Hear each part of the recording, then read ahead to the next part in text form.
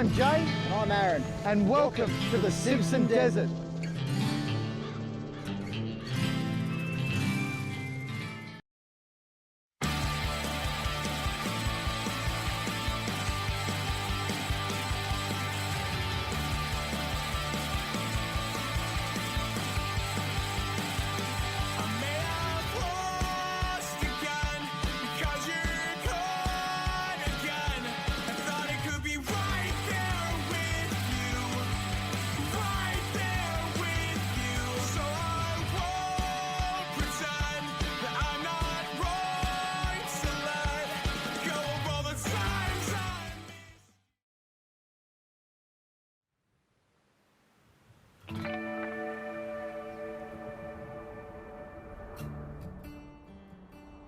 Yep, we're heading across the Nullarbor for our next trip, but there's one stop that we just had to make along the way.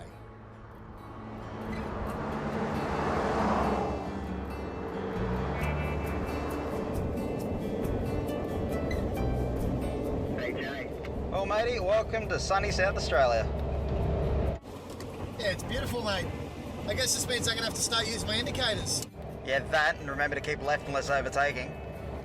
It's all good, mate. It's all a learning curve, something for me to take home to my brethren. We're going to take a short detour to the old Kelowna homestead, about 15 kilometres off the old air highway. Kelowna was once a major fuel stop along the original route across Australia. The proposal of a shorter bitumen route in the late 70s signalled the end of an era for Kelowna. However, the homestead is still there for you to view today. View gives a breathtaking perspective of the new air and its proximity to the longest unbroken cliff line in the world. Records are commonplace out here. Less than 200 kilometres to the north, the longest, straightest stretch of railway bridges the barren plain.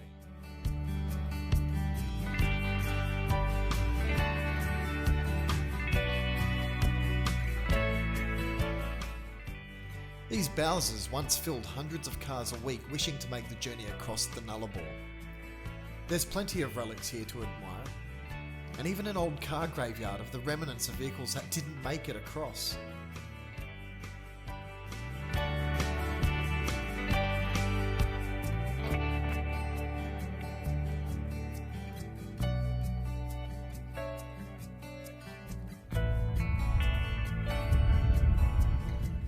So here we are at Kelowna Homestead. What a magnificent little spooky place. Beautiful little spot just out of the way. So we're just off the old air highway at the moment. Mate, I don't know what it is about it, eh? It's just, I don't know, it's a feeling. I believe in ghosts and you reckon they're here? I reckon there's some old ghosts haunting these hallways. I don't know, mate. No, I don't know. You can camp here. There are some little fire pits and stuff. Yeah, there's fire pits, so people have been camping here before. Yep. There's an old car graveyard over there, so I'm going to go check it out and see if we get some parts for Shorty, mate. Maybe, mate. I reckon it's about the same area. I reckon It is. Cool. Hey Aaron, I found a new manifold for my car. That'll come in handy, I can use that. Never know when you're going to need a new manifold. A little bit of duct tape on that, I think. Clean up the lines and she should be good to go. I can use that as a spare. Butterfly's missing, but I tend to drive the GQ or wide open throttle anyway. I'll definitely take that with me. 3 different bottles here. No, use So what have we got? Property Adelaide, South Australia. How old do you think well, there's a... don't know, because they've got a stamp on, so it'd be interesting to Google it to find out when they stopped putting stamps on the bottles, and They're in bloody good nick, aren't they? Yeah. That's amazing. Just a little bit of interest, just to find out. I like that. See, this is how road rage used to end up back in the 60s when guns were legal. Someone pissed you off on the roads, you copped a couple of 308s in the side of the door. Thank Christ I'm not that old, eh? A little bit of start, you bastard, to get this old girl going, I reckon. Just check the oil. More in it than Shorty's got. This is a Jeep. So we're just about to come into Ceduna. Just remember that when you're travelling from West Australia into South Australia, you can't take any fruit or vegetables with you. So luckily, The only fruit I've got's the melon behind me. You there, mate? What's up? That's him. What's happening, mate? I think I've done a bearing of some sort. We'll drive along and there's smoke coming out of it. Alright. I think it might be, I think it might just be the aircon bearing. Fingers crossed. Cut it off. Where's my knife? Yep. Where are you? Chance.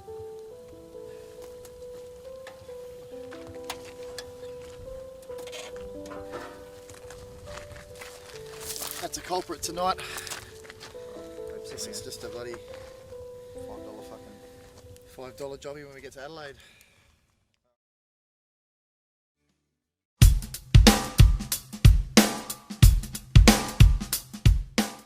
So what can you tell us about what we can expect so far or coming up in the trip? A lot of sand dunes, 1,100 sand dunes to cross. That'll be fun, I can't wait for that. Fair bit of planning went into this. About 3 years or something on there? Yes, we started this 3 years ago and it all started to come to fruition 2 years ago. Okay, cool. Yep. Started off with 23 vehicles. It has slowly dwindled down to the 15, which we will go with. Unfortunately, 5 of those will not be with us. They'll be going to do the Geo Centre from Birdsville. So really, we're going to have about 10 vehicles go across the Simo with us. Alright, cool.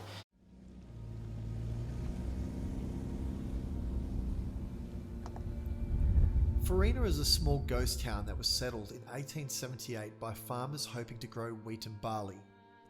However, the local rainfall was nowhere near enough needed to sustain such crops. Farina grew to about a population of 600 people in the late 19th century. However, the town slowly declined. The last stores shut down in the late 1960s and the rail line was abandoned and removed in the 1980s. So I'm pretty sure a lady that used to live across the road from us back home, that she passed away a few years ago. She was born here. So yeah, it's cool to be back here, but It'd be interesting to see if she's got any photos. yeah. Had yeah, any well, had photos. any, yeah. So Yeah. we'll have to get in contact with the family. But when we came up here a few years ago. The town is now at the mercy of time and the elements, a history that hopefully will not be forgotten. So, thought it'd be a good idea if we come to Farina, get the drone up, have a bit of an aerial look. The wind is pissing me off. I'm standing behind my car so I don't get blown away. The poor drone to fly straight, it's flying sideways. Looks like a crab. I don't know what it's doing up there, but all I know is it's worth the money. It's doing a good job. The campsite just outside of Farina was a little slice of heaven. Early feed on the cards tonight as we had a long drive tomorrow morning to our next destination, Birdsville.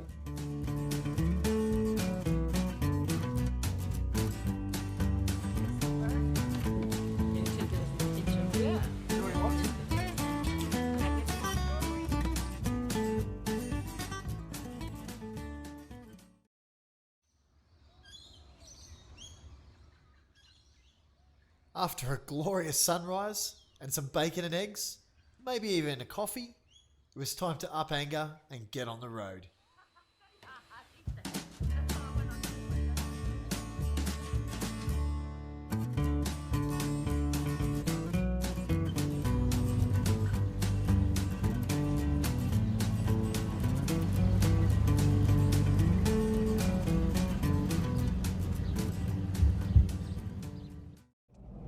So we just left Farina, just pulled back out onto the Outback Highway, I think it's called. Beautiful little spot that we camped last night.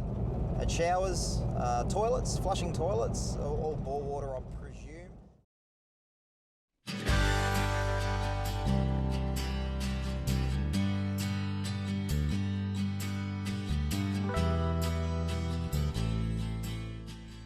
The next leg of our journey had us heading up 500 kilometres of the highly corrugated Birdsville track.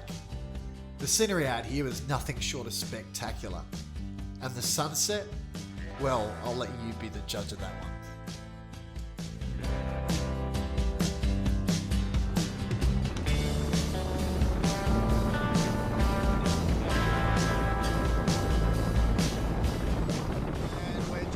about to cross the South Australian Queensland border. SA, SA, SA, SA, and Queensland. All of a sudden, 4X beer became the best beer in the world.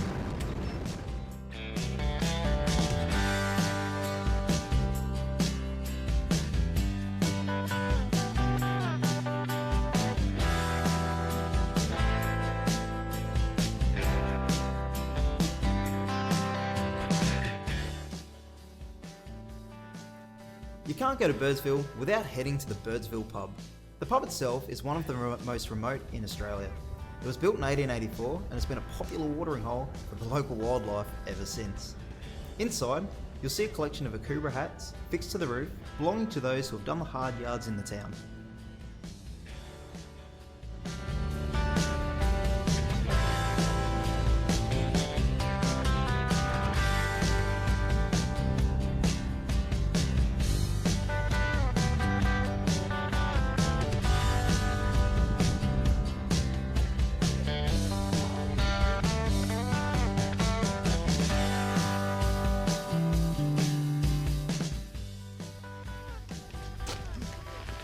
We've had a big day of driving. Let's go grab a drink.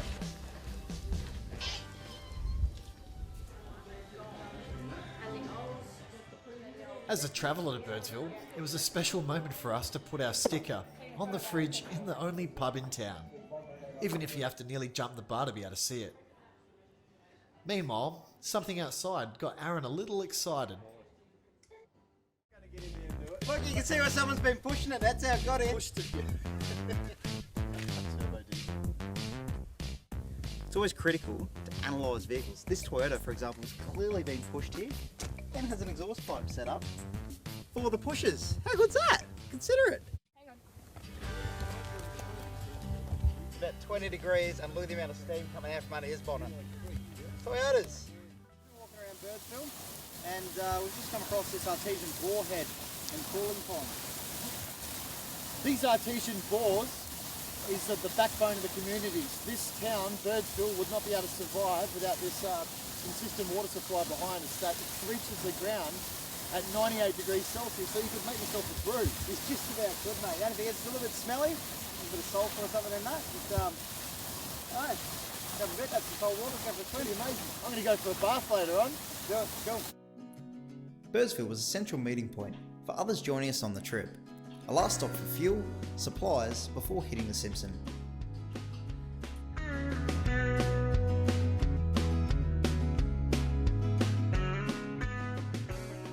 We set up camp at the local caravan park.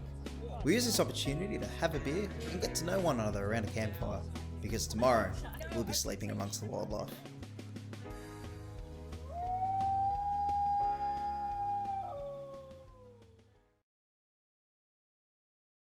Well, goodbye Birdsville. Next up, Big Red.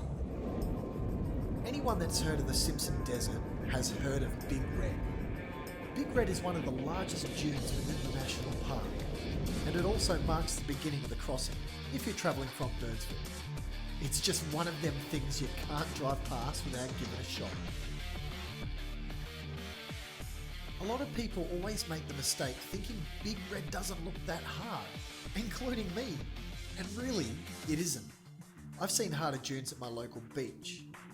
What makes it hard is you're about to conduct a 500 kilometre desert crossing and your car's fully loaded with fuel, supplies, spares and water, making your car far heavier than usual. And we all know that weight is the biggest killer on soft sand, making this dune a harder challenge than it normally would be.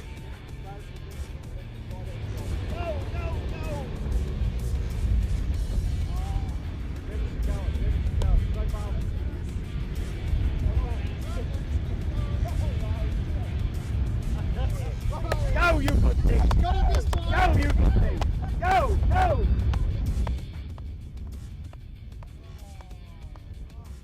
This is Danny in his 350 Chev Shorty, and just listen to this thing. It made easy work at Big Red.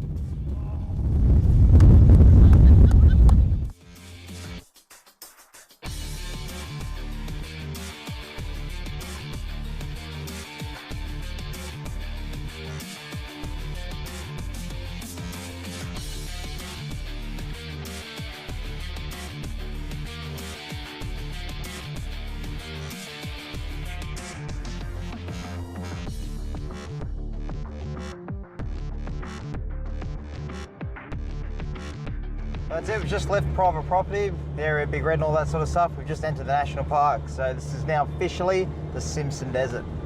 Yeah, mate.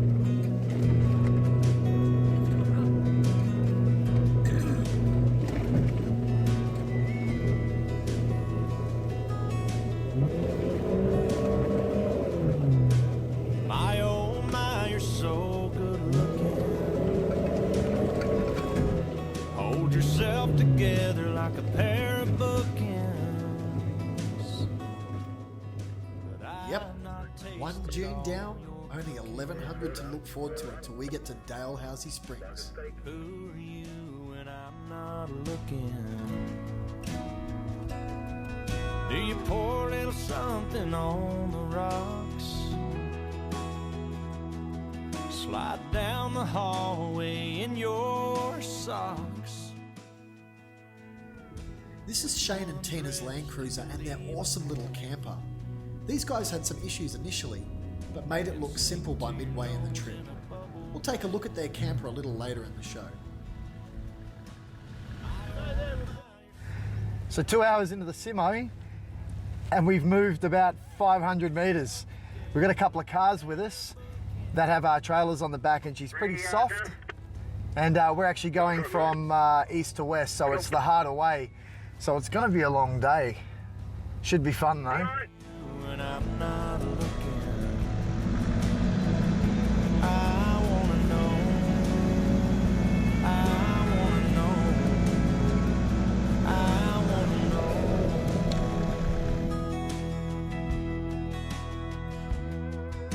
Do you break things when you get mad? Eat a box of chocolates 'cause you're feeling bad. How you finding the Simpson? Loving it. This is living.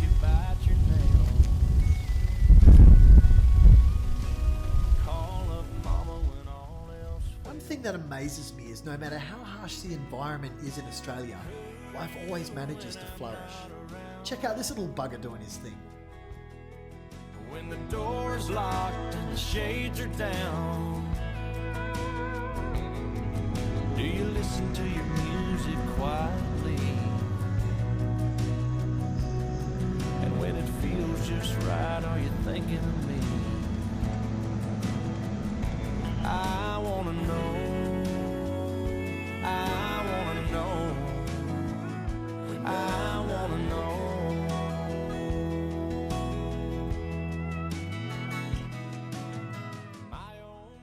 So after 50 kilometres tackled in the first day, we found a nice little spot to relax for the night under the stars. We also had some unfortunate events take place. One of the cars had a mechanical issue we had not yet diagnosed. Fuck.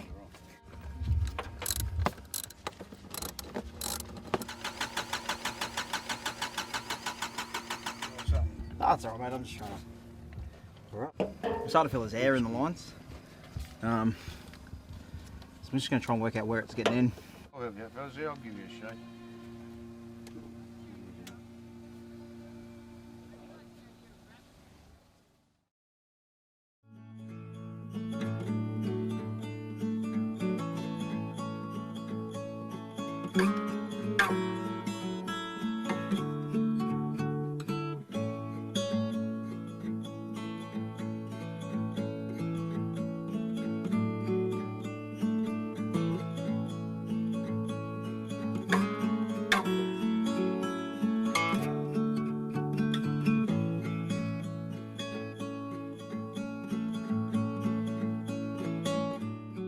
Great days always start with a great coffee.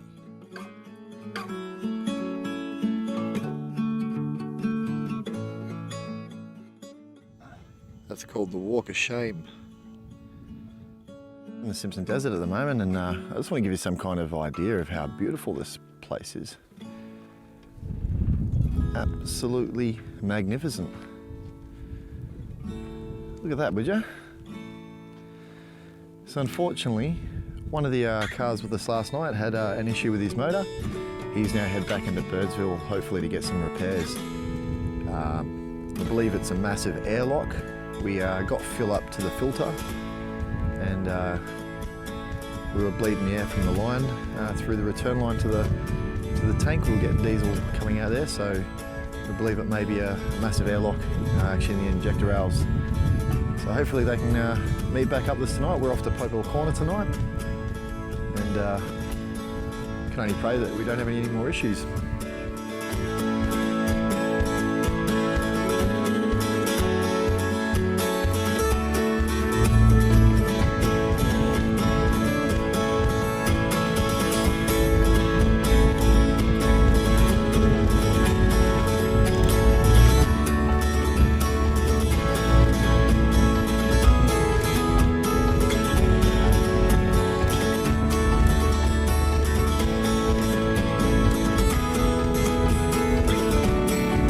Thanks, guys.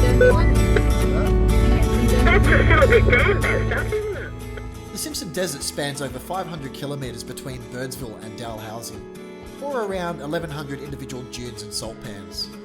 Some of the views are nothing short of spectacular, and if you're lucky, you may even get to see some camels or dingoes.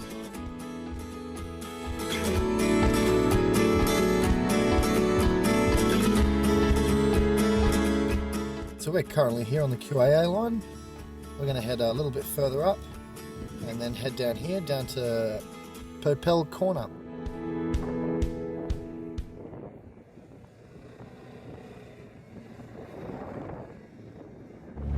One of the issues I've found crossing the Simpson Desert, coming from east to west, is the driver's got the sun on the shoulder the whole day. So I've had to throw this jacket on it to minimise the chance of skin cancer. The Simpson Desert is remote. Even by today's standards, with modern cars, sat phones, and many other technological devices, you must be prepared. Being ill-equipped out here could prove very costly. So I've just shot a couple of kilometres ahead of the group just to get a shot, and I can't see any life at all. I can't see any other people, and we're in the guts of the Simpson Desert.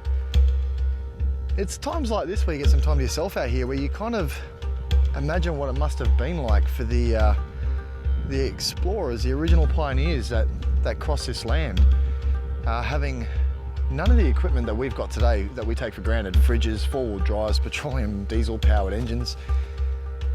It just makes you realise how vast this place is when you're left on foot. It must have been hard work. It really must have been.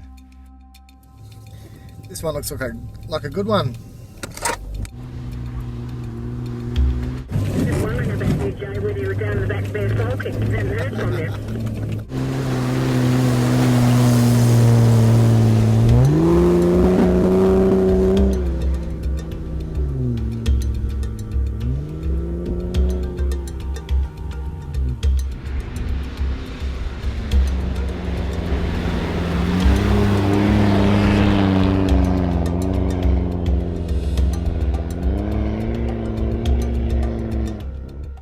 Would you just listen to this thing?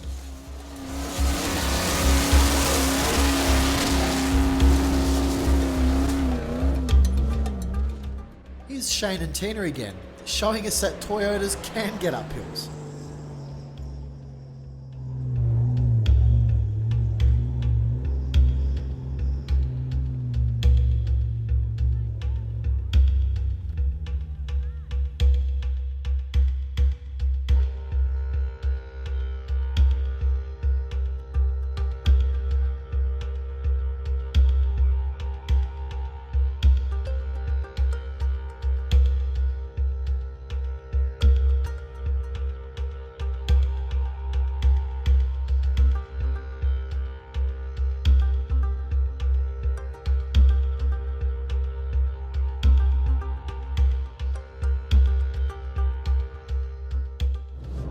Terrain is ever changing out here. 1 minute you're driving across the salt pan. They're hard, mind you, thank God for that. The next minute you're back up in dunes again. It just goes to show that your fuel economy is just gonna dick around something chronic. So make sure you're carrying plenty of fuel. Now, if you're going to come out all this way, there's one spot you just have to visit. There's an intersection of 3 states known as Popewell Corner.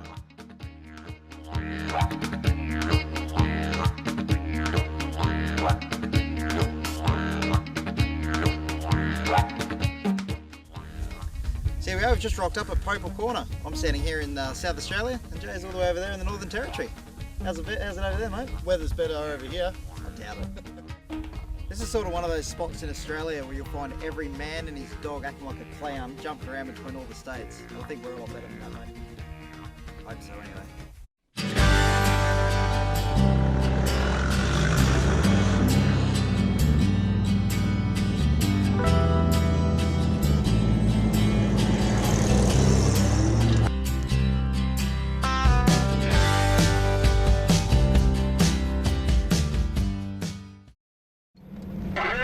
We've got a problem. Danny, stop, please. Alright, we'll have to come to a stop. Danny got himself into a bit of a pickle. He forgot he had his front locker on, and when he went to turn right up the dune, the car continued straight up this raised embankment. He was unable to reverse as the trailer had jackknifed. His only way out was being winched up.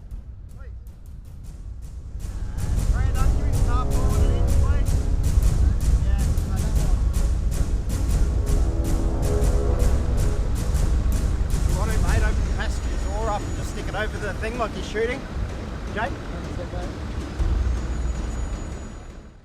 During recoveries like these, it's really important that all people around stay well clear of the winch gear, as a failure of any of the equipment can result in flying missiles that can maim or kill. It was only 5 minutes up the road and we had yet another failure. This time on a Toyota. So that's expected. Replace it with missing parts, not missing parts. Missing? Hey? Missing? Yeah, that's what I said, missing. Is it too long, Okay. Need some more washers? Build it up, buttercup. It's great knowing you have all the right tools out on the track to do trackside repairs. Make sure you have all the equipment necessary to do basic repairs to your car on trips like these.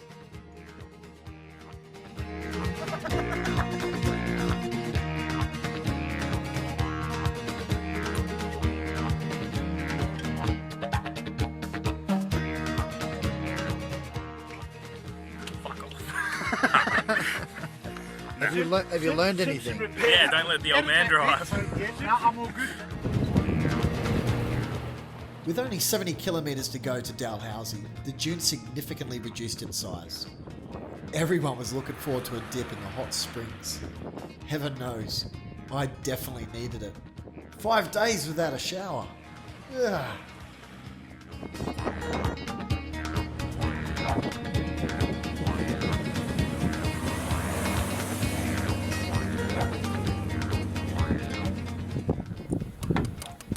Buttered chicken.